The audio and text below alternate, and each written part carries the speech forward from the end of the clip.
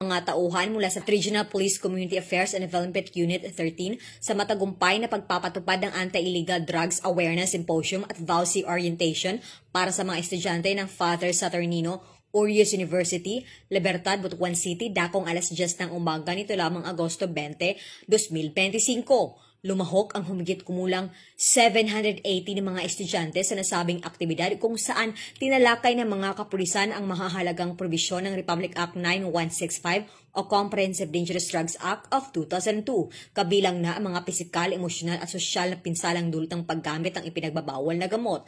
Kasabay nito ay ipinalawanan din ang mga issue kaugnay ng violence against women and children at ang kahalagahan ng paggamit ng 911 hotline para sa agarang aksyon at tulong mula sa mga otoridad.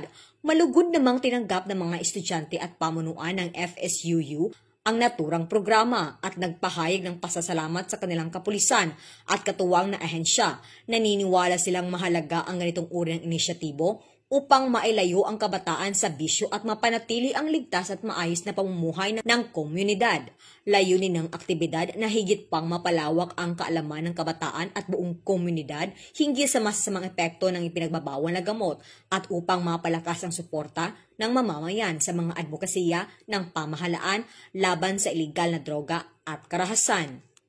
Mula rito si Police Regional Office 13, ako ni Police News Network Correspondent, Patulungan K. Francisco, Alagad ng Batas, tagataguyod ng Balitang Pulis.